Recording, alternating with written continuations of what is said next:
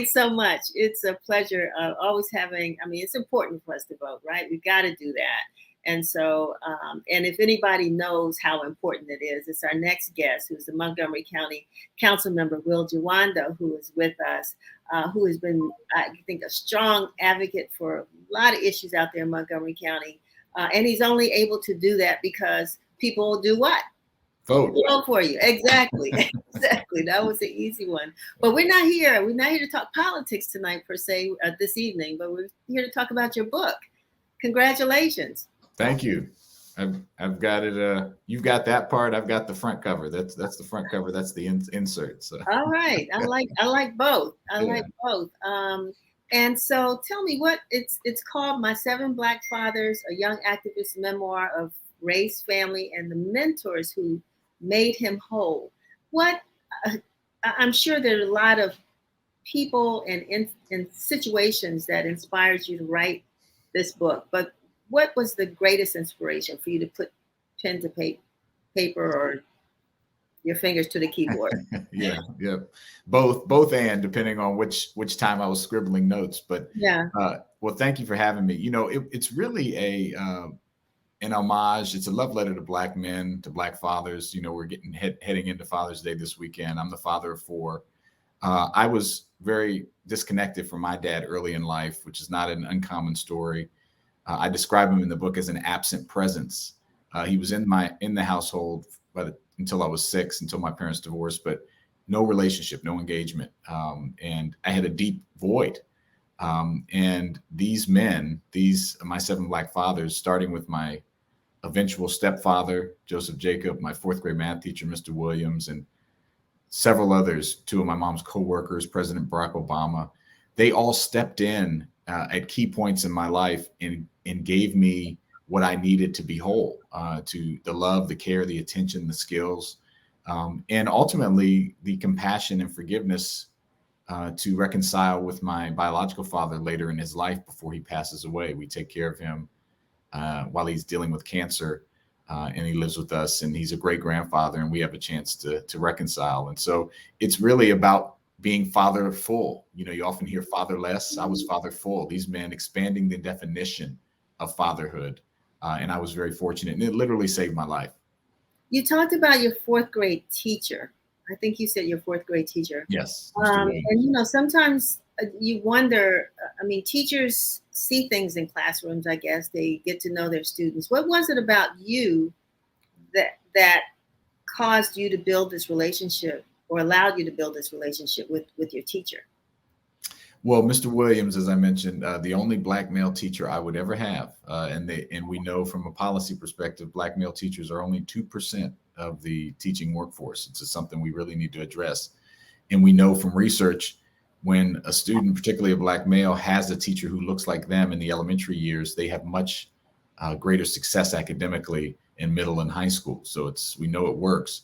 Mr. Williams was this shining knight. You know, he came into the classroom, I remember the first day in 4th grade, and he had a suit and tie on, and something he did every day. He wore a suit and tie. It was the first Black man I'd ever seen wear a suit and tie every day.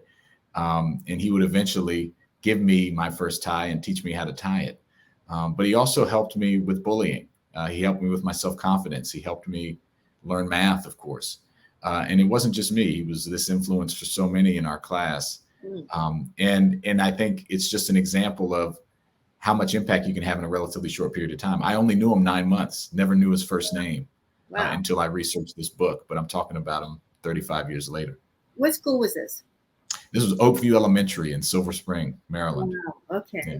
All right. And so that's, I mean, because I know teachers, I hear about, I mean, teachers talk about, which makes it so difficult these days, you know, how they really do want to, or children need more than just, you know, that educational structure. They need more, and teachers try to fill those voids. And so you mentioned, we need to support them to do it. Right, exactly. Right. That's where I was going. Thank you for filling in the blank there. So also, you're the father of 4, you said. What did these men teach you about fatherhood? I mean, literally just about everything.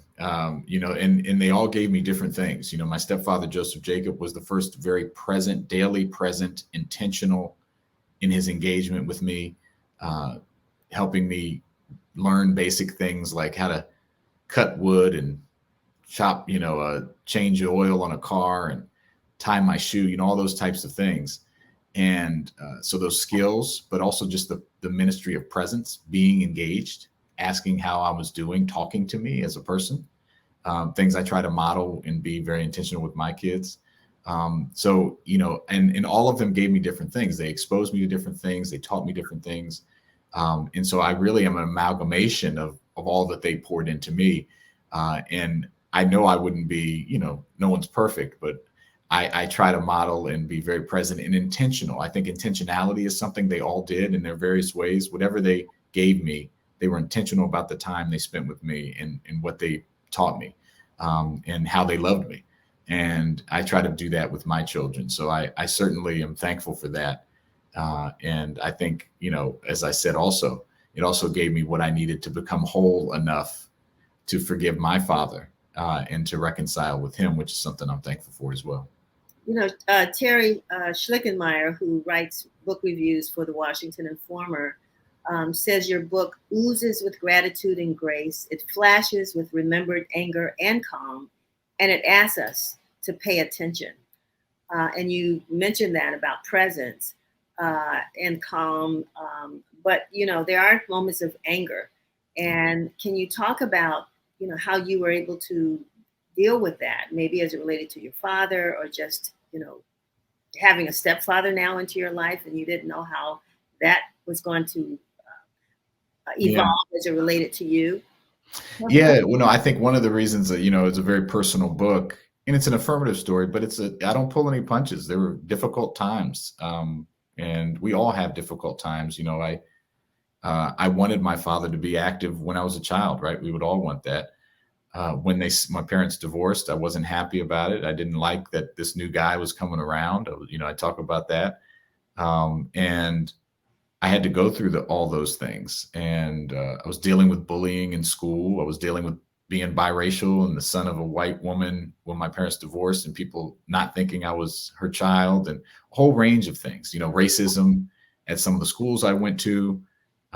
You know, I went to 5 schools before I was in 8th grade because, as what happens with many Black children, they wanted to put me on Ritalin, and said I was disruptive before answering questions and the like.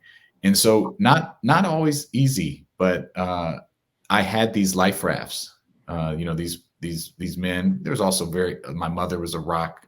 My wife's a key figure in the book, and other women in the book as well. But these men in particular, you know, helped me navigate those times. And I think one of the things that motivates me, but also makes me sad, is that these relationships are out there, they're happening. We don't talk about them, but we need to enable more of them. And it doesn't have to be, you have to be all things to every person.